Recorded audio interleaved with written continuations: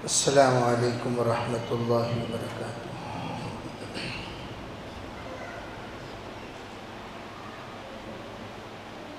الحمد للہ رب العالمین، والصلاة والسلام علی سید الانبیاء والمرسلین محمد وآلہ واصحابہ اجمعین۔ اما بعد فاعوذ باللہ من الشیطان الرجیم، بسم اللہ الرحمن الرحیم۔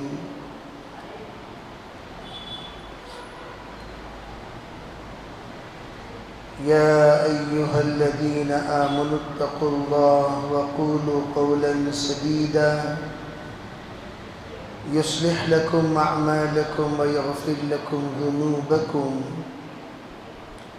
ومن يطع الله ورسوله فقد فاز فوزا عظيما۔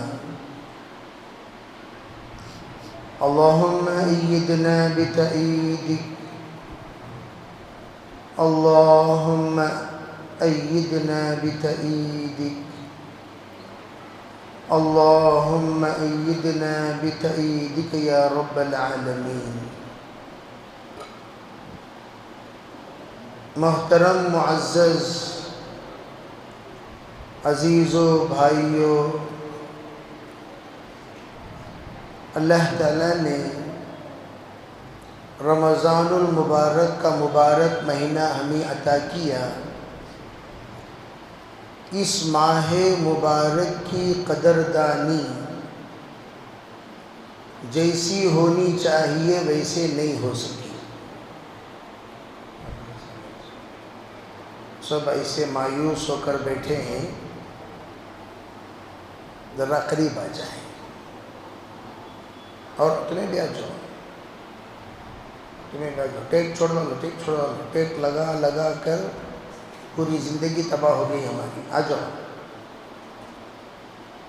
ماشاءاللہ آ جائیے، قریب آ جائیے۔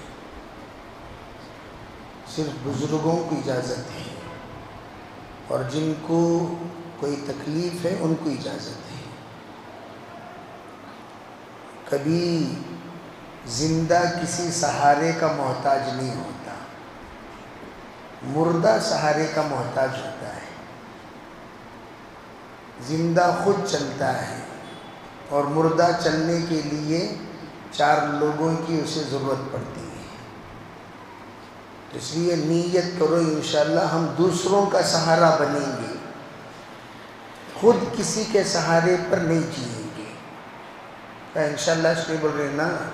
کیا زندگی بھر سہارے پر جینے کا ارادہ ہے کیا؟ پھر انشاءاللہ اتنی بول رہے ہیں نا؟ کیا نیت کرنا؟ ہم دوسروں کے لیے کیا بنیں گے؟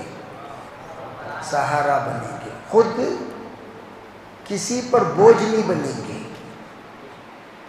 دیوار پر بھی بوجھ نہیں،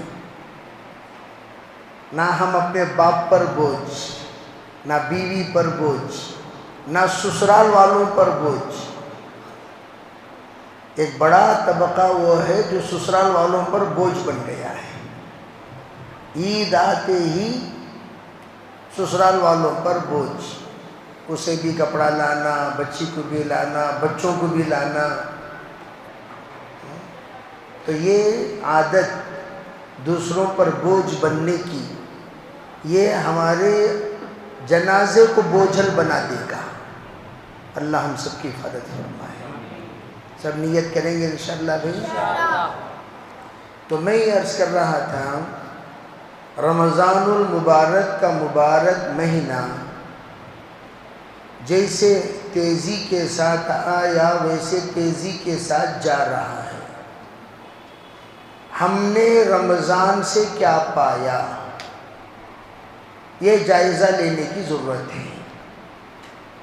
جس طرح بہت سارے لوگ اپنے دکان لگاتے ہیں، میلوں میں جا کر دکان لگا کر واپس آنے کے بعد پوچھا جاتا ہے، بھئی آپ نے جو میلے میں دکان لگایا کیا فائدہ ہوا؟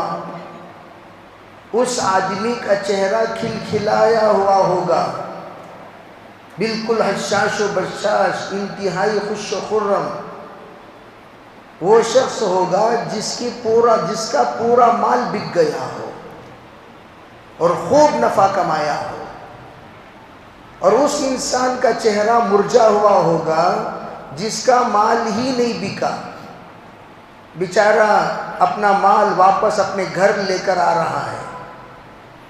آپ دیکھتے ہوں گے روزانہ بہت سارے پھیری لگانے والے ہمارے محلے میں رہتے ہیں، گاڑی پر تجارت کرنے والے۔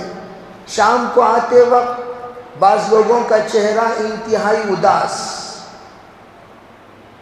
بعض لوگوں کا چہرہ انتہائی اشاش، گویا وہ کامیابی ناکامیابی کی علامت ہے۔ اسی طرح عید کا دن جب آئے گا، فرشتے دیکھ رہے ہوں گے جس انسان کو جہنم سے ابھی چھٹکارا نہیں ملا، جس کے گناہ ابھی معاف نہیں ہوئے، جس سے اللہ راضی نہیں ہوا، جس سے ابھی بھی اللہ ناراض ہے، وہ خوشی خوشی عیدگاہ آ رہا ہے۔ فرشتے دیکھ کر بولیں گے کیسا نادان، کیسا بے وقوف، جو اللہ ناراض ہے اور یہ خوشی خوشی آ رہا ہے۔ بعض وہ بندے جنہوں نے رمضان کی قدر کی، روزوں کی قدر کی، اپنے آپ کو رمضان المبارک کے اوصاف پر ڈھالا، قرآن پاک کی تلاوت کیے، علماء کرام کے ہدایات کے مطابق زندگی گزارے، تراویح مکمل پڑھی، تاک راتوں میں انہوں نے اللہ کو منایا، اور خوب تہجد میں اللہ کے سامنے روئے، اللہ کے سامنے گڑ گڑائے، اپنی زکوٰۃ اور صدقات فطرہ ادا کیا، پھر بھی ما عبدناک حق عبادتک وما عرفناک حق معرفتک، یا اللہ جیسی عبادت کرنی چاہیے ویسی عبادت میں نہیں کر سکا، جیسی عبادت کرنی چاہیے ویسی عبادت میں نہیں کر سکا، جیسے آپ کو راضی کرنا چاہیے ویسے میں راضی نہیں کر سکا۔ اللہ کے سامنے خوف کے ساتھ، خشیت کے ساتھ وہ حاضر ہوتے ہیں۔ ان کی جو حاضری ہے وہ اس اعتبار سے ہے کہ جس طرح رمضان کو گزارنا چاہیے، جتنا قرآن پڑھنا چاہیے، جتنے صدقات دینا چاہیے، جتنا اعتکاف میں بیٹھنا چاہیے، مجھ سے کچھ نہیں ہوا۔ تو یہ احساس اصل احساس ہے۔ اسی لیے حضرات علماء کہتے ہیں کہ رمضان المبارک کے ان آخری عشروں کی قدر کرو، ان آخری عشروں کی قدر کرو۔ یہ آخری عشرے قدردانی کے عشرے ہیں۔ جس بندے نے قدر کی، اللہ کے طرف سے وہ بہت ساری خوبیوں کا مالک بنے گا۔ جس نے قدر، بھائی یہ آپ یا تو 5 منٹ میری بات سنو، نہیں تمہیں بات کرو، میں بات بند کر دیتا ہوں، تمہیں لوگوں کو بات کرو۔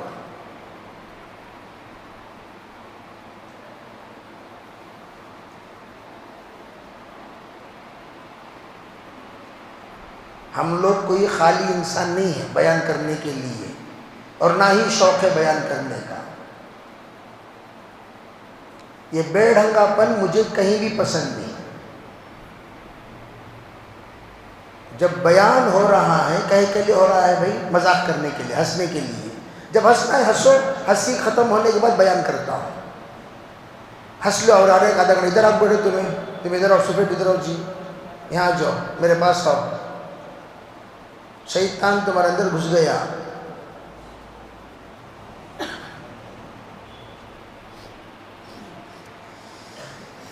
استغفر اللہ پڑھو گئی۔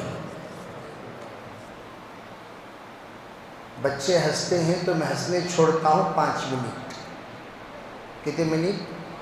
7 منٹ ہو گیا انہوں ہنستے ہوئے۔ کتنے منٹ ہوا؟ میں اتنا سخت آدمی نہیں ہوں، میں بھی وہاں سے ہنس رہے ہیں، میں بھی ہنسنا چھوڑ دیا۔ ہنسو بھائی، بچے نہیں ہنسیں گے تو اور کیا کریں گے؟ ہنسنا چاہیے، ہنسنا منع نہیں ہے، لیکن بیان میں کیوں ہنس رہے ہیں؟ میں ہنسایا ہی نہیں، ہنسایا کیا؟ کہاں ہنسایا؟ ہنسا رہا ہوں۔ ہنساتے وقت ہنسنا چاہیے۔ ایک بار تمام جانور اکٹھا ہوئے اور ایک لطیفہ پیش آیا. کسی نے ایک لطیفہ سنایا، ایک جانور نے لطیفہ سنایا. بندر ہمیشہ کہانی سنانے کا کام ہے اس کا. وہ کہانی سنایا. کہانی سننے کے بعد سب لوگ چلے گئے. خوب ہنسے. گدھا ہنسا ہی نہیں. گدھا کیا نہیں کیا؟ ہنسا ہی. جب سب چلے گئے 2 دن گزر گیا. تیسرے دن گدھا اکیلا ہنس رہا. لوگ سب پوچھے کئی کو با ہنس رہا. اور کہنے لگے 2 دن پہلے قصہ سنائے نا. ہاں وہ اب سمجھ میں آیا مجھے. کتنے دن بعد؟ 2 دن بعد. تو اس طرح ہم لوگ کبھی ہنستے ہیں، بے وجہ ہنستے ہیں. ہنسنے سے 3 نقصان ہوتا ہے. سب سے بری ہنسی وہ ہنسی ہے جو قبرستان میں ہنسی جائے. قبرستان میں ہنسنا دل کو مردہ بنا دیتا ہے. میت میں ہنسنا آخرت سے غافل کر دیتا ہے. مجلس میں ہنسنا یہ توہین ہے مجلس کی. نماز میں ہنسنا، نماز میں ہنسنے سے وضو فاسد ہو جاتا ہے، نماز ٹوٹ جاتی ہے. اور سب سے بڑی بات کثرت الضحک تمیت القلب. ہنسنے سے دل مردہ ہو جاتا ہے، آخرت کی فکر ختم ہو جاتی ہے. اور اگر کوئی کسی پر مذاق کرتے ہوئے ہنسا، ہنسنے کے کئی طریقے ہوتے نہیں ہوتے. کسی پر مذاق کیا، ہنسا، تو من ضحک ضحک، جو جس پر ہنستا ہے اسی طرح ایک وقت ایسا آئے گا اس پر بھی ہنسا جائے گا. کبھی ہم لوگ جوانی میں ہنس دیتے ہیں، مذاق کر لیتے. میں آج بھی یاد کرتا ہوں ایک واقعے کو. ایک ساتھی نے ایک ساتھی کو ستایا، پریشان کیا. اتنا پریشان کیا، ہمیشہ مذاق کرتا تھا اس سے. جس کا مذاق کرتا تھا اللہ نے اسے کہیں سے کہیں پہنچا دیا. اور جو مذاق کرتا تھا وہ اس کا نام و نشان مٹ گیا.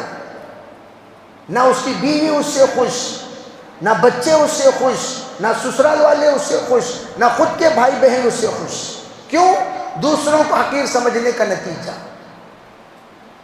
تو اس لیے ہم اللہ تعالیٰ سے کہتے ہیں دیکھو زندگی کا ٹرننگ پوائنٹ ہے نہیں یہ آ کر 15 سال سے 22 سال کے درمیان. کتنے سال سے بولو؟ 15 سال سے 22 سال. اس 7 سال کی عمر کو سنبھالو. 7 سال کی عمر کو قابو میں رکھو. اس 7 سال کی عمر کو کنٹرول کرو. کنٹرول کرنے کے لیے کیا کرنا؟ 3 کام کرنا. سب سے پہلا کام اچھے دوست کا انتخاب کرو. اچھے دوست. اور اچھے دوست کون ہوتے ہیں؟ ان کی 4 نشانی. سب سے پہلے نمازی دوست اچھے دوست ہوتے ہیں. نمبر 2 ایسا انسان جس کے اندر جھوٹ نہ ہو. جھوٹ نہیں رہنا چاہیے. تیسری چیز ایسا انسان جس کے اندر عیاشی اور فحاشی نہ ہو. عیاشی کسے کہتے ہیں؟ عیاشی کہتے ہیں آدمی کو آزاد ہو جانا. فحاش کہتے ہیں آدمی کے گندے مذاق کرنا، جیسے لڑکیوں کو چھیڑنا اور ایسے مذاق کرنا جو مذاق بے حیائی مذاق ہے، جو مذاق انسان کو بے حیا بنا دیتا ہے، گناہوں میں مبتلا کر دیتا ہے. ایسے لوگ با حیا لوگ نہیں ہوتے، بے حیا لوگ ہوتے ہیں. ایسے بے حیا لوگوں کی صحبت بے حیا کی صحبت بے حیا بنا دے گی. اور چوتھے کون؟ ایسے لوگوں سے دوستی مت کرو جو حرام کھاتے ہیں. حرام کھانے والوں سے کبھی دوستی نہیں. سود کھانے والا، شرابی انسان، گنجا مارنے والا انسان، غلط صحبت میں رہنے والا انسان، یہ ایسے لوگوں سے کبھی دوستی نہیں.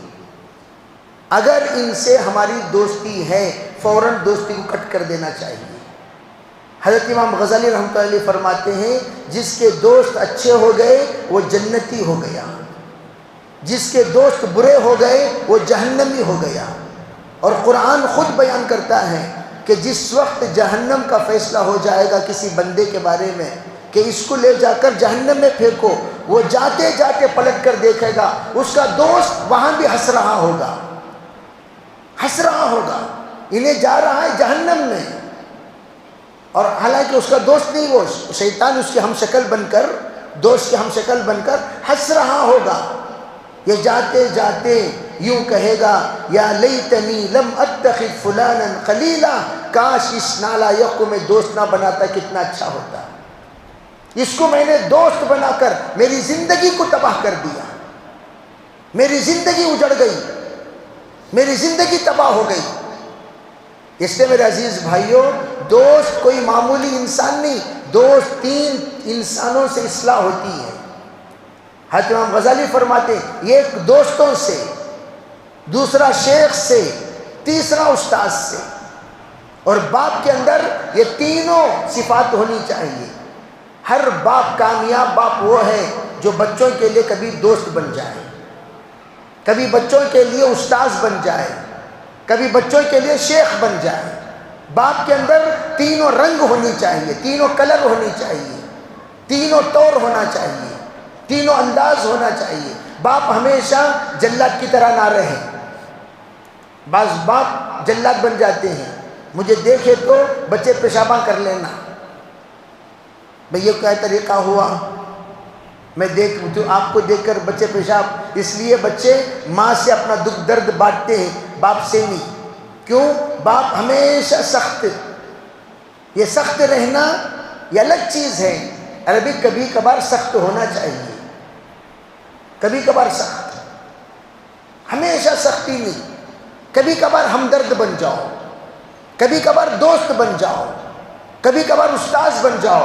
سرکار دو عالم صلی اللہ علیہ وسلم نے فرمایا انا لکم بمنزلۃ الوالد الولد، میں باپ ہوں تمہارے لیے، جس طرح ایک باپ اپنے اولاد کے لیے ہوتا ہے ویسے باپ ہوں۔ کیا فرمایا حضور نے کہ میں تم لوگوں کو ہر چیز سکھاتا ہوں، کیسا چلنا، کیسا کپڑے پہننا، کیسے بال رکھنا، کس طرح لباس پہننا، ہر چیز تمہیں سکھاتا ہوں۔ اور اللہ کے رسول علیہ السلام سب چیزیں سکھایا کرتے تھے۔ الغرض میں یہ عرض کر رہا تھا، رمضان ہم سے رخصت ہو رہا ہے۔ رمضان کیوں آیا؟ رمضان آیا کیوں؟ رمضان ہمیں ملا کیوں؟ رمضان ہمیں کیا دینے آیا؟ رمضان ہمیں کیا بنانے آیا؟ رمضان ہمیں کیا سمجھانے آیا؟ رمضان ہمیں کیا سنانے آیا؟ رمضان ہمیں کیا دکھانے آیا؟ یہ تمام چیزوں کا ہم اگر غور کریں تو رمضان جو ہمیں دکھانے اور سمجھانے آیا وہ کیا ہے؟ وہ رمضان ہمیں اللہ کی نافرمانی سے بچانے کے لیے آیا کہ اللہ کی نافرمانی سے بچو، ہر نافرمانی، اللہ کی ہر طرح کی نافرمانی سے بچو۔ اور جس وقت آپ بچو گے اللہ کی نافرمانی سے، اور اللہ کی نافرمانی سے بچنے کا راستہ کون سا؟ کہا جس وقت پیٹ میں حلال غذا جائے تو اللہ تعالیٰ آٹومیٹک پورے بدن کو حلال بنا دیتے ہیں۔ اگر پیٹ میں حرام غذا جائے پورا بدن حرام بن جائے گا۔ چنانچہ رمضان میں پیٹ کو ہم نے کنٹرول کیا، پورا عضو کنٹرول ہو گیا، نظریں کنٹرول، زبان کنٹرول، آنکھیں کنٹرول، سوچ کنٹرول، سننا کنٹرول، جذبات کنٹرول، پورے چیزوں میں حلال آ گیا۔ کیوں؟ پیٹ کنٹرول۔ حدیث پاک میں فرمایا حضور نے المعدۃ حوض البدن فإن صلحت صلح الجسد كله فإن فسدت فسد الجسد كله۔ معدہ بدن کا حوض ہے، اگر یہ صحیح ہو گیا پورا بدن صحیح ہو جائے گا، اگر یہ خراب ہو گیا پورا بدن خراب ہو گیا۔ کیوں؟ اس لیے کہ معدے سے سب کا تعلق۔ اسی طرح اطباء فرماتے ہیں، ڈاکٹرز اس زمانے کے اطباء کیا فرمایا؟ کہا اگر تمہارا پیٹ صحیح ہے آپ کی صحت اچھی ہوگی۔ پیٹ صحیح کرنے کے لیے 6 چیزوں سے اپنے آپ کو بچانا. یہ بات بہت گہری بات ہے، توجہ سے سنیں. پہلی بات کیا فرمایا؟ سب سے پہلی بات، ایک باسی اور ایک تازی کھانے سے بچو. ایک باسی اور ایک تازی کھانے سے بچو. یعنی کیا مطلب؟ سالن تازہ، کھانا باسی، کھانا تازہ، سالن باسی. باسی سالن ایسا کھانے سے بچو، اس سے پیٹ خراب ہو جائے گا. ایسا کھانے سے طبیعت بگڑ جائے گی. دونوں باسی ہیں کوئی بات نہیں، دونوں تازہ ہیں کوئی بات نہیں. ایک تازہ ایک باسی، یہ طبیعت کو بگاڑ پیدا کر دے گی. تو اس لیے اس چیز سے منع کیا کہ ایک تازہ اور ایک باسی مت کھایا کرو. ایک چیز تو یہ. دوسری چیز کیا بتائی؟ دوسری فرمایا 2 گوشت مت ملایا کرو. 2 گوشت، سفید گوشت، لال گوشت مت ملایا کرو. یعنی کیا مطلب؟ آپ نے مرغی بھی اس دسترخوان پر کھا رہے اور ساتھوں ساتھ آپ بیل بھی کھا رہے. بیل کا گوشت بھی دسترخوان پر موجود ہے، مرغی کا گوشت بھی موجود ہے. تو آپ اگر یہ دونوں کھاؤ گے طبیعت میں بگاڑ پیدا ہوگا. نہیں کھانا چاہیے. ایک طرف مرغی اور ایک طرف بیل، اس طرح کھانے سے منع کیا. اس طرح کھانے سے طبیعت میں بگاڑ پیدا ہوتی ہے، مت کھایا کرو. پھر کیا کریں؟ ارے بھئی یا تو بکرے کا بیل کا کھا لو، مرغی اور مچھلی کھا لو، منع نہیں ہے. ہمیشہ ہمیشہ کھانے میں سفید اور لال ملانا منع ہے. 2 جگر چیز ایک ساتھ ملا کر مت کھایا کرو. 2 جگر چیز کیا ہے؟ ایک اروی اور ایک بھینڈی. عربی بھینڈی بولتے ہیں، بھینڈی کا سالن. تو بھینڈی ہے لیڈیز فنگر جس کو کہا جاتا ہے، تو وہ اور اروی یہ دونوں جگر ہیں. 2 جگر چیزیں ملا کر مت کھایا کرو، اس سے طبیعت بگاڑ پیدا ہوگی. دسترخوان پر ایک جگر چیز رہے، یا تو اروی رہے یا تو بھینڈی رہے، دونوں چیزیں ایک ساتھ نہیں. اسی طریقے سے کہا 2 گرم چیزیں ملا کر مت کھاؤ. دونوں چیزیں گرم، اسے ملا کر مت کھاؤ. جناب رسول اللہ صلی اللہ علیہ وسلم نے کھجور کھانا سنت ہے، تو آپ خوب کھجور کھاتے تھے، لیکن ساتھوں ساتھ ککڑی کھاتے تھے. ککڑی جو ہے جس کو ہم کنکڑی کہتے ہیں، کنکڑی کھاتے، کھیرا کھاتے تھے اس کے ساتھ. کیوں؟ تاکہ اس کی گرمی کو کنٹرول کرے. اور آپ علیہ السلام مسکا بھی لگا کر کھاتے تھے کبھی کبھار کھجور کے ساتھ، تاکہ اس کی گرمی کنٹرول میں رہے. تو یہ دونوں چیزیں گرم کھانا منع. اسی طرح دونوں چیزیں سرد، دونوں بھی ٹھنڈی چیزیں ہیں، ایسی چیزیں کھانا بھی منع ہے. 2 چیزیں سرد ایسا کھانا بھی منع. ایک سرد ایک گرم. طبیعت کے اعتبار سے بعض چیزیں سرد ہوتی ہیں، بعض چیزیں گرم ہوتی ہیں، تو دونوں کو ملا کر آپ کھا سکتے ہیں. دونوں سرد ملا کر کھاؤ گے طبیعت کے اندر بگاڑ پیدا ہوگا.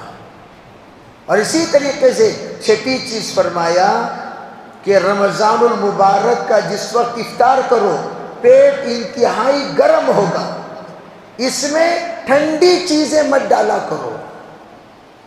جو بندہ رمضان میں افطار کھجور سے کرتا ہے، روزے کے ذریعے سے 14 کمزوریاں پیدا ہوتی ہیں. ان 14 کمزوریوں کا وٹامنز اللہ نے کھجور میں رکھا. عام طور پر ہمارے دسترخوان تمام چیزوں سے مزین ہے، لیکن کھجور نہیں ہے. اکثر دسترخوانوں کو دیکھا گیا کھجورا نہیں رہتے، کھجورا رکھنا بھول جاتی. ان سے کہو بھئی دسترخوان پر پہلے کیا کرو؟ کھجور رکھو. کھجور کے بغیر دسترخوان نہیں. اور کھجور اگر 3 کھجور مل جائے بہت اچھا، بہت بہترین. کھجور ککڑی ملا کر کھا لو، آپ کے روزے کی پوری کمزوری دور ہو جائے گی. یہ تمام باتیں اطباء نے بتائی. تو الغرض میں یہ بتا رہا تھا کہ جس طریقے سے معدے کو کنٹرول کرنے کے لیے یہ چیزیں حضور نے بتائی، اسی طریقے سے رمضان میں اللہ تعالیٰ معدے کو اور کنٹرول کر دیتے ہیں، انتہائی کنٹرول۔ اور رمضان میں جس وقت کنٹرول ہوتا ہے، بس ساؤنڈ کیوں بڑھائیں، ساؤنڈ جیسا ہے ویسے ہی رکھو بھائی۔ کون وہ بچہ؟ اچھا، تو میں یہ عرض کر رہا ہوں کہ جس طریقے سے رمضان المبارک میں ہم لوگ افطاری کرتے ہیں، افطاری کے موقع پر جس طرح ان تمام چیزوں کا لحاظ رکھنے کو کہا گیا، حضور علیہ السلام نے فرمایا رمضان کی برکت سے اللہ صحت بھی دیتے ہیں اور پھر روحانیت بھی نصیب فرماتے ہیں۔ اب رمضان ماشاءاللہ جیسا ہم لوگوں کا اکرام رمضان نے کیا، اس اکرام کے ساتھ و ساتھ ہم اس بات کا خیال کریں کہ رمضان المبارک میں ہم لوگ اپنے آپ کو کتنا گناہوں سے پاک کیے ہیں اس کا جائزہ لیں۔ رمضان اس لیے آیا تاکہ ہمیں پاک کر دیں، صحت مند بنا دیں۔ کس اعتبار سے؟ بدنی اعتبار سے بھی صحت مند، روحانی اعتبار سے بھی صحت مند۔ اور روح صحت مند ہوگا کب؟ روح صحت مند بنے گا کب؟ روح کے اندر صحت کب پیدا ہوگی؟ علماء فرماتے ہیں روح کے اندر قوت، روح کے اندر طاقت اس وقت پیدا ہوگی جس وقت میں ہم روح کو گناہوں سے دور رکھیں گے۔ دیکھو میرے عزیز بھائیوں، ایک ہے جسم کی قوت۔ جسم کی قوت کے لیے اللہ نے جسم کو پیدا کیا مٹی سے، اس کی طاقت کی چیزیں بھی اللہ نے مٹی سے پیدا کیا۔ ہر چیز بدن کو طاقت پہنچانے والی مٹی سے بنی ہوئی ہے۔ آپ اٹھا کر دیکھ لیں، ہر چیز کہاں پیدا ہوئی؟ مٹی سے پیدا ہوئی۔ لیکن اللہ نے روح کو جو بنایا وہ اللہ کے حکم سے بنایا۔ یسألونک عن الروح قل الروح من امر ربی، آپ سے آ کر پوچھتے ہیں روح کے بارے میں، آپ کہہ دیجئے روح اللہ کا حکم ہے۔ جب روح اللہ کا حکم ہے اور اللہ کا حکم روح ہے تو روح کی طاقت اللہ کے حکموں کو پورا کرنے پر ہے۔ جتنا آپ اللہ کا حکم پورا کرو گے اتنی روحانیت بڑھے گی۔ اور روحانیت کب کمزور ہوگی؟ جب اللہ کی نافرمانی کرو گے۔ نافرمانی بندہ کرتے کرتے اس کی روحانیت اتنی کمزور ہوتی چلی جائے گی، اس کا ایمان اتنا کمزور ہوتا چلا جائے گا، صحیح کیا غلط کیا اسے پتہ نہیں چلے گا۔ جناب رسول اللہ صلی اللہ علیہ وسلم نے ایک مرتبہ فرمایا ایک زمانہ ایسا آئے گا لوگ برائی کریں گے نیکی چھوڑیں گے۔ تو صحابہ نے تعجب سے پوچھا افکائن ذالک یا رسول اللہ، حضور کیا ایسا بھی ہو سکتا ہے کہ لوگ برائی کریں گے اور نیکی کو چھوڑ دیں گے؟ فرمایا ہاں اس سے بھی بڑھ کر ہو سکتا ہے۔ کہا اس سے بڑھ کر کیا ہوگا؟ فرمایا یأمرون بالمنکر وینہون عن المعروف، اس سے بڑھ کر یہ ہوگا کہ لوگ برائیوں کا حکم دیں گے نیکیوں سے روکیں گے، برائی کا حکم دیں گے نیکیوں سے روکیں گے۔ علماء کہتے ہیں یہ اس وقت ہوگا جس وقت میں لوگوں کے اندر کی روحانیت کمزور ہو جائے گی۔ روحانیت جب کمزور ہوگی تب جا کر یہ حالات پیدا ہوتے ہیں۔ اور رمضان جو آیا روحانی قوت کو بڑھانے کے لیے آیا۔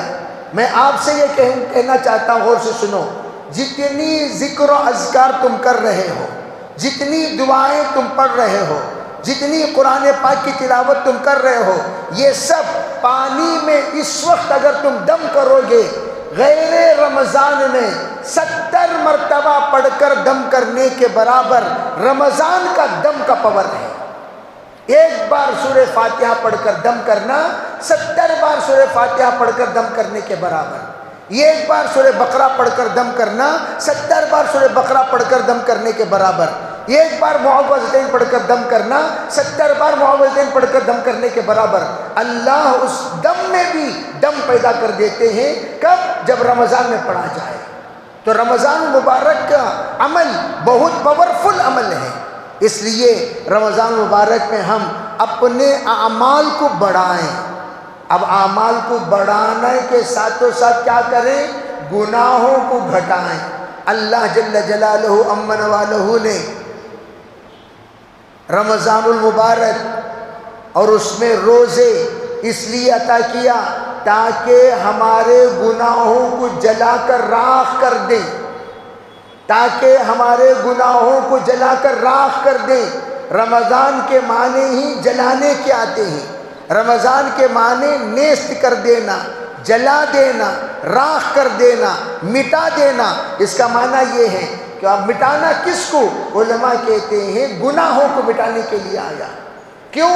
جس وقت ہمارے اندر اعمال کرتے کرتے روحانی قوت جس وقت بڑھتی ہے تو اس وقت ہمیں پتہ چلتا ہے ہماری زندگی میں کتنی برائیاں تھیں، ہماری زندگی میں کتنی خرابیاں تھیں، ہماری زندگی میں کتنے خرافات تھے، ہماری زندگی میں کتنے بدعات تھے، ہماری زندگی میں کتنی تباہ کرنے والی چیزیں تھیں۔ وہ سب اللہ تعالیٰ ذہن میں ڈالتے ہیں، یہ چیز ناجائز، یہ چیز ناجائز۔ اب رمضان میں جس وقت اللہ ہمیں یہ مہینہ عطا کرتے ہیں، آٹومیٹک ہم لوگ وہ تمام چیزیں جس کے ذریعے سے ہماری روحانیت کمزور ہوتی تھی، وہ تمام گناہوں سے آٹومیٹک ہم بچنا شروع کر دیتے ہیں۔ اس لیے رمضان آیا تاکہ ان تمام گناہوں سے ہمیں بچایا جائے۔ اب ہم کرنا کیا چاہیے؟ جس وقت اللہ تعالیٰ ہمیں یہ جذبہ عطا کیا، گناہوں سے بچنے کی قوت عطا کی، نیت یہ کریں یا اللہ رمضان کے بعد بھی گناہوں سے بچنے کی توفیق عطا فرما۔ اسی لیے ہم مسجد کو آتے ہوئے اللہم افتح لی ابواب رحمتک دعا پڑھتے ہیں، جاتے ہوئے اللہم انی اسألک من فضلک پڑھتے ہیں۔ یا اللہ میں بازار میں جا رہا ہوں، گھر کو جا رہا ہوں، گلیوں میں جا رہا ہوں، تمام لوگوں کے درمیان جا رہا ہوں، یا اللہ وہاں جس طرح تو نے مسجد میں گناہوں سے مجھے بچایا، وہاں بھی تیرے فضل کے علاوہ کوئی مجھے بچا نہیں سکتا، تیرے علاوہ کوئی بچا نہیں سکتا۔ یا اللہ مسجد میں جیسی میری زبان کو آپ نے بچایا، میرے دل کو آپ نے بچایا، میری نظروں کو آپ نے بچایا، میرے سوچ کو آپ نے بچایا، یا اللہ مسجد کے باہر کی زندگی میں بھی مجھے آپ بچائیے۔ اسی طرح یہ بھی دعا کریں یا اللہ رمضان میں جیسے تو آپ نے مجھے بچایا، رمضان کے بعد بھی آپ بچائیے۔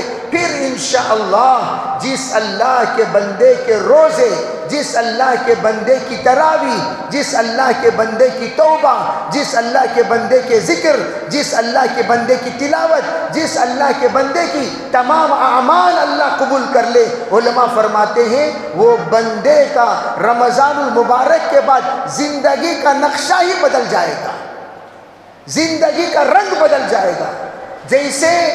جیسے حج کو جانے کے بعد جس وقت اللہ تعالی حاجی کا حج قبول کر لے، حاجی کے طواف قبول کر لے، حاجی کی سعی قبول کر لے، حاجی کی دعا قبول کر لے، تو اللہ رب العزت جس طریقے سے اس کے تمام اعمال کی قبولیت کے نتیجے میں حاجی کے تمام زندگی کے رنگ کو اللہ بدل دیتا ہے، اسی طرح رمضان المبارک میں بھی جس وقت اللہ روزوں کو قبول کر لیتا ہے رنگ انسان کا بدل جاتا ہے۔ پھر آپ دیکھیں گے عید کے دن ایک مجمع وہ آئے گا جس مجمع کا فرشتے استقبال کریں گے، جس مجمع سے فرشتے مصافحہ کریں گے، جس مجمع سے فرشتے معانقہ کریں گے، تمام لوگوں سے نہیں، فرشتے ان سے مصافحہ کریں گے جن سے مصافحہ اللہ جنت میں کرائے گا۔ سلام علیکم طبتم فادخلوها خالدین، فرمایا اللہ نے قیامت کے دن وسیق الذین اتقوا الی الجنۃ زمرا، اللہ رب العزت متقی لوگوں کو جوق در جوق لے آئیں گے جنت میں۔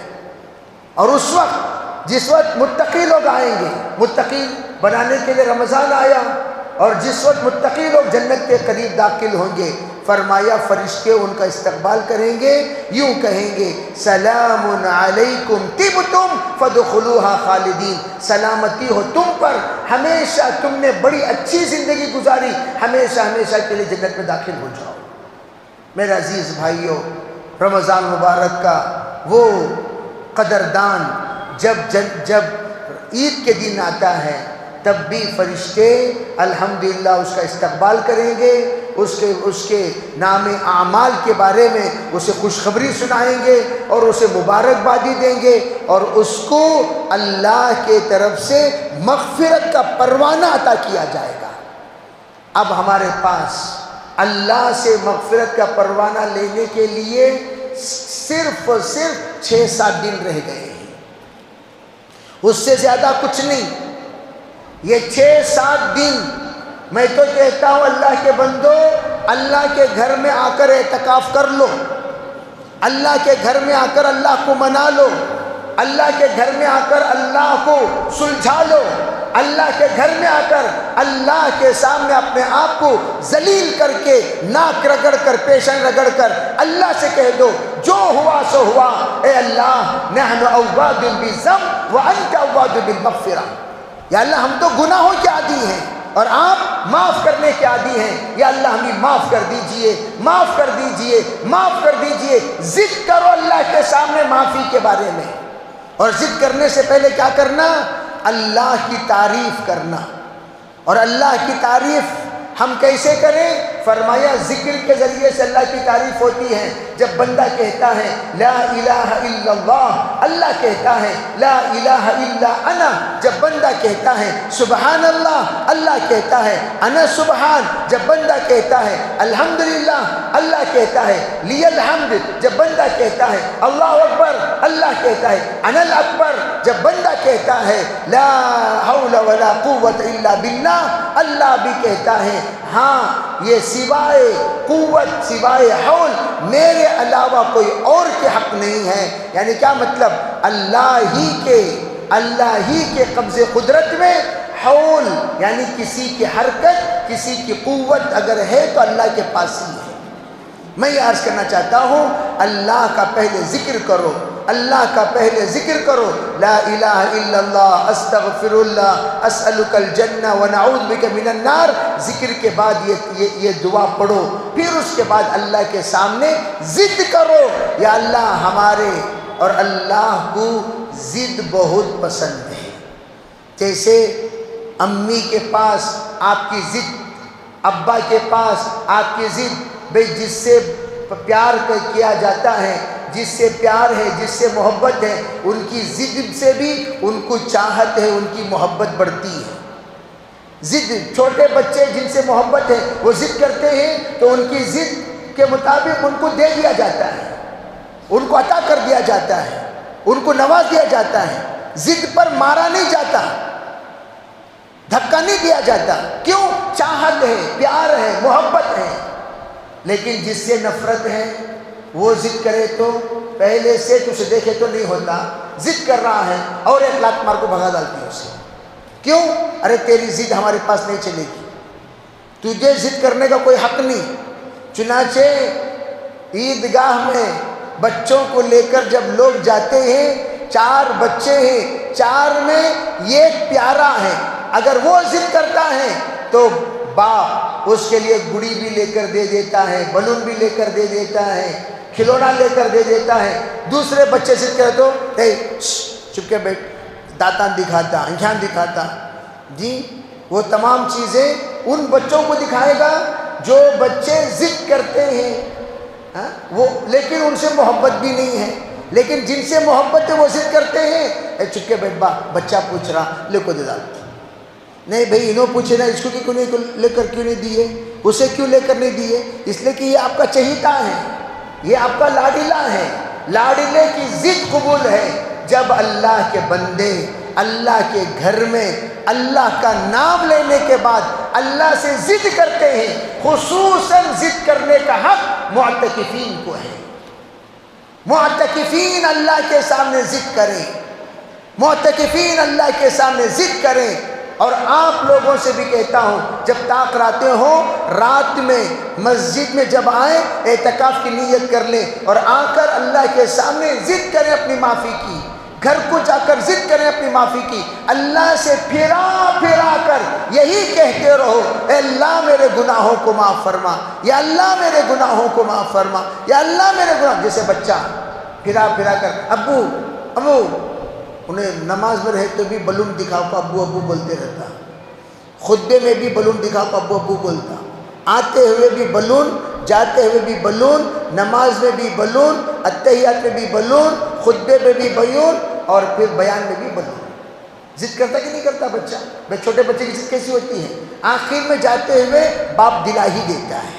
اسی طریقے سے ہم اللہ سے ایک ہی رٹ لگائیں، یا اللہ تو مجھے معاف فرما، یا اللہ میری تو مغفرت فرما، یا اللہ میرے گناہوں کو معاف فرما، یا اللہ تو میرے گناہوں کو معاف، پھرا پھرا پھرا پھرا کر وہی کہتے رہنا ہے، تو انشاءاللہ اللہ کو رحم آ کر اللہ ضرور ہمیں معاف کرے گا، ہمارے گناہوں کو مٹائے گا۔ سب نیت کریں گے بھی انشاءاللہ، اللہ تعالی ہم میں سبھی کو عمل کرنے کی توفیق عطا فرمائے۔ 4 کام طاق راتوں میں کرنا ہے۔ پہلا کام وہ اللہ تعالیٰ کو منانے کے لیے ذکر کرنا، جیسے کہ میں نے بتایا، اور دوسرا کام استغفار کرنا، اللہ تعالیٰ سے معافی طلب کرنا اور اپنے تمام گناہوں سے اللہ تعالیٰ سے معافی مانگنا۔ تیسرا کام قرآن پاک کی تلاوت کرنا، اور چوتھا کام ہے صلاۃ التسبیح کا اہتمام کرنا۔ اور 5واں وہ تو ہم لوگ ماشاءاللہ تراویح سے فارغ ہو چکے ہیں، اب تہجد سے بھی انشاءاللہ ضرور فارغ ہوں۔ جاگنا یہ مقصود نہیں ہے، اللہ کو منانا مقصود ہے۔ جاگنا مقصود نہیں ہے۔ اگر آپ کو نیند آ رہی ہے سو جاؤ، نیند آ رہی ہے سو جاؤ، خواہ مخواہ جاگ کر اللہ کو ناراض مت کرو۔ طاق رات اللہ کو منانے کی رات ہے، اور یہ رات میں بھی آپ اگر ہنگامہ کریں گے، اگر آپ شرارت کریں گے، اگر آپ اس طرح کی حرکت کریں گے جس طرح کی حرکت سے اللہ ناراض ہو جائے، پھر اس کے بعد ہم سے بڑا بدنصیب کون ہوگا؟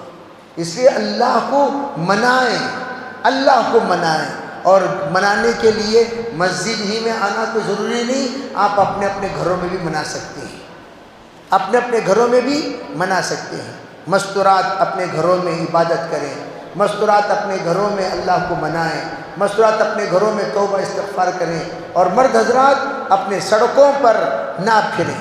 آج کل بھئی بہت زیادہ مجمع سڑکوں پہ رہتا ہے، مسجد میں کم، روڈ میں زیادہ۔ اب یہاں دیکھیں مسجد میں کتنے ہیں، ذرا باہر جا کر دیکھو روڈ پہ کتنے ہیں، چائے کی دکانوں میں کتنے ہیں، ہوٹلوں میں کتنے ہیں، بازاروں میں کتنے ہیں، مسجدوں میں کتنے ہیں۔ مسجد اللہ کا گھر ہے، مسجد میں اس لیے بلایا جاتا ہے تاکہ ایک ماحول ملے، اور ماحول کے ساتھ ہم اللہ کی عبادت کرنے والے بنیں۔ گھر میں جاتے ہیں سو جاتے ہیں، لیکن مسجد میں اس لیے بلایا جاتا ہے تاکہ مسجد میں آ کر سب مل کر ایک ساتھ، یعنی اجتماعی عبادت نہیں، انفرادی عبادت کرو۔ اجتماعی عبادت ہمارے یہاں نہیں ہے، انفرادی عبادت کرو، انفرادی نماز پڑھو۔ بہت سارے لوگوں کو صلاۃ التسبیح نہیں معلوم، میں بتا دیتا ہوں صلاۃ التسبیح کا طریقہ، اور اسی کے مطابق انشاءاللہ سب لوگ پڑھنے کی نیت کریں۔ اگر ہماری آواز مستورات تک بھی جا رہی ہے تو وہ بھی غور سے اس بات کو سنیں کس طرح صلاۃ التسبیح پڑھی جاتی ہے۔ حضرت عباس رضی اللہ تعالی عنہ کو حضور علیہ السلام نے صلاۃ التسبیح سکھائی۔ کہا چچا جان اگر اللہ آپ کو توفیق دے روزانہ 1 مرتبہ پڑھیے، نہیں ہفتے میں 1 بار، نہیں مہینے میں 1 بار، نہیں سال میں 1 بار، تو ضرور پڑھ لیجیے۔ تو ہم لوگ بھی انشاءاللہ ہر طاق رات میں پڑھنے کی نیت کرو انشاءاللہ۔ کیسے پڑھیں گے؟ آسان ترتیب ہے، 4 رکعت صلاۃ التسبیح کی نیت کرنا۔ کتنی رکعت؟ 4 رکعت صلاۃ التسبیح کی نیت کرنا۔ اللہ اکبر تکبیر آپ باندھیں گے، باندھنے کے بعد ثنا پڑھیں گے، ثنا پڑھیں گے، ثنا پڑھنے کے بعد سورہ فاتحہ پڑھ لو اور ضم سورہ پڑھ لو۔ بعضوں نے کہا ثنا کے بعد بھی آپ تسبیح پڑھ سکتے ہیں، لیکن ثنا کے بعد تسبیح پڑھنے کو اچھا نہیں سمجھا گیا، اس لیے کہ نماز شروع ہی نہیں ہوئی۔ بھئی پہلے نماز شروع ہونے دو۔ کب؟ پہلے مرتبہ جس وقت آپ اللہ اکبر کہیں، اللہ اکبر کہنے کے بعد ثنا پڑھ کر سورہ فاتحہ پڑھ لیجئے، اور آپ پڑھ لیجئے ضم سورہ، جو بھی سورہ آپ کو یاد ہے۔ پھر اس کے بعد انگلی سے گنتے رہو 15 مرتبہ سبحان اللہ والحمد للہ ولا الہ الا اللہ واللہ اکبر۔ میں نے کہا یہ تسبیحات ہم پڑھتے ہیں، اللہ اس کا جواب دیتا ہے، تو یہ تسبیحات ہم پڑھیں۔ کیا تسبیح پڑھنا بولو؟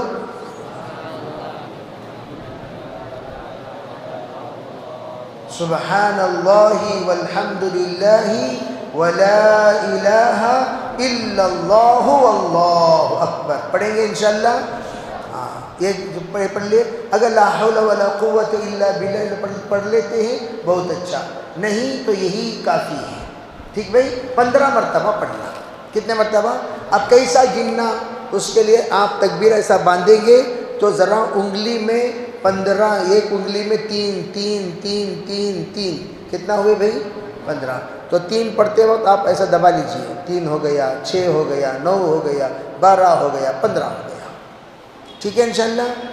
اب 15 پڑھ لیے۔ اب رکوع میں جاؤ، رکوع میں جا کر 3 مرتبہ سبحان ربی العظیم پڑھو، 3 مرتبہ پڑھو، 5 مرتبہ پڑھو، پھر اس کے بعد 10 مرتبہ آپ سبحان اللہ والحمد للہ ولا الہ الا اللہ واللہ اکبر لا حول ولا قوت الا باللہ پڑھ لیجیے، الا باللہ العلی العظیم پڑھ لیجیے۔ کتنے مرتبہ ہو گیا؟ یا نہیں، آخر میں 1 مرتبہ لا حول ولا قوت الا، جب 15 مرتبہ پڑھیں گے تو سبحان اللہ والحمد للہ ولا الہ الا اللہ واللہ اکبر لا حول ولا قوت الا باللہ 15 مرتبہ پڑھ لیں۔ اسی طرح یہاں 10ویں مرتبہ پڑھ لیں، کتنا 25 ہو گیا؟ عربی قیام میں 15، رکوع میں 10، کتنا ہوا؟ 25۔ اب رکوع سے اٹھیں گے، اٹھنے کے بعد ربنا ولک الحمد، ربنا لک الحمد سمیع اللہ لمن حمدہ، ربنا لک الحمد حمدا کثیرا طیبا مبارکا فیہ، دعا یاد ہے پڑھو، نہیں تو بس جتنا آپ کو یاد ہے اتنا پڑھنے کے بعد پھر 10 مرتبہ آپ وہی ذکر کریں، سبحان اللہ والحمد للہ ولا الہ الا اللہ واللہ اکبر۔ ہو گیا بھائی؟ کتنے مرتبہ ہوئے بولو؟ 35۔ اب سجدے میں جائیے، جا کر سجدے کی تسبیح پڑھنے کے بعد 10 مرتبہ پڑھو، کتنا ہوا؟ اب سجدے سے اٹھ کر بیٹھو، سجدے کے اٹھ کر بیٹھنے کے بعد 10 مرتبہ پڑھ لو، کتنا ہوا؟ اب پھر سجدے میں جاؤ، سجدے کی تسبیح پڑھنے کے بعد 10 مرتبہ پڑھ لو، کتنا ہوا؟ پھر اٹھ کر بیٹھ جاؤ، بیٹھ کر 10 مرتبہ پڑھ لو، کتنا ہوا؟ 75 ہو گیا۔ اب کھڑے ہو جاؤ، پھر اسی جس طرح میں نے بتایا اتحیات، پہلی رکعت میں اتحیات میں بیٹھ کر پھر کھڑے ہو جاؤ، دوسری رکعت میں پڑھنے کے بعد اتحیات پڑھو، پڑھنے کے بعد اگر کوئی، اس لیے کہ ہم لوگوں کو جلدی نماز پڑھنے کی عادت ہے، آٹومیٹک ہمیں یہ اٹھتے ذرہ چلے جاتے ہیں ڈاؤن میں، اس لیے اب چلے جانے کے بعد سوچیں گے ارے قیام میں پڑھنا تھا، میں بھول گیا، کہاں چلا گیا؟ اس لیے کہ فاسٹ پڑھ کر عادت ہے نا، فاسٹ پڑھ کر عادت ہے، تو جب فاسٹ پڑھ کر عادت ہے آٹومیٹک ہم کیا ہو جائیں گے؟ زر زر زر زر بول کر ہم نہ چاہتے ہوئے بھی بدن جھک جائے گا۔ تو اب کیا کریں؟ سیکنڈ جو رکن میں آپ ذکر کریں گے اس میں 10 بڑھا لیں۔ مثال کے طور پر رکوع سے اٹھے سمیع اللہ لمن حمیدہ بولتے ذرہ وہ کہاں چلے گئے؟ حالانکہ رکوع سے اٹھنے کے بعد کتنے بار پڑھنا تھا؟ 10 بار پڑھنا تھا، لیکن آپ نہیں پڑھے، کہاں چلے گئے؟ سیدھا سجدے میں چلے گئے۔ تو اب سجدے میں جا کر سبحان ربی الاعلی، سبحان ربی الاعلی کے بعد 10 بار پڑھنے کے بجائے کتنے بار پڑھ لو؟ 20 بار، ٹھیک ہے بھائی؟ اگر پہلی رکعت میں 75 ٹائمز پڑھنا تھا، 75 ٹائمز پڑھنے کے بجائے آپ 65 پڑھے، اٹھ کو کھڑے ہو گئے۔ اب کیا کرنا؟ اب وہ جو 10 ٹائمز چھڑ گیا نا، اسے اب قیام میں جو 15 ٹائمز پڑھنا ہے، 15 مرتبہ جو پڑھنا ہے اسے 25 مرتبہ پڑھ لو، یعنی گویا پیچھے اگر کوئی چھوٹ جائے تو اسے آگے کور کر لینا۔ ایک رکعت میں کتنے مرتبہ؟ 75 مرتبہ، 75 ٹائمز۔ 2 رکعت میں کتنے بار ہو گیا؟ 150 ہو گیا۔ 3 رکعت میں کتنے ٹائم ہو گیا؟ 225 ہو گیا۔ 4 رکعت میں کتنے ٹائم ہو گیا؟ 300 مرتبہ ہو گیا، تو 300 مرتبہ مکمل پڑھنا ہے۔ پڑھیں گے انشاءاللہ بھائی، سب پڑھیں گے انشاءاللہ۔ اور یہ آپ کو 15 منٹ نماز پڑھنے میں لگیں گے، تو شرافت سے جا کو پیشابہ گیشابہ سب کر لیو، یہاں نماز پڑھ پیشابہ رکھ لے کو نماز پڑھے، پھر اس کے بعد بے چینی بے قراری بیچ میں شروع ہو گئی، پھر نماز توڑ کو جا نہیں سکتے، سمجھے بھئی؟ اس لیے جا کر ضروریات سے فارغ ہو جائیے، فارغ ہو کر اطمینان کے ساتھ آپ سکون سے نماز پڑھو، سکون سے، ذرا گیپ دے کر نماز پڑھو، سجدہ بھی سکون سے کرنا ہے، اتحیات بھی سکون سے بیٹھنا ہے۔ 15 منٹ سے 20 منٹ کے اندر انشاءاللہ نماز کیا ہو جائے گی؟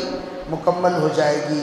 اللہ تعالیٰ سب سے بڑی فضیلت، حضرت نے فرمایا کہ اگر کوئی یہ نماز پڑھے، دل میں یہ نیت کر لے کہ اللہ میرے پورے گناہوں کو معاف فرما، اللہ انشاءاللہ پورے گناہوں کو معاف کر دے گا۔ سب کریں گے انشاءاللہ۔ اللہ تعالیٰ ہم سب کو عمل کی توفیق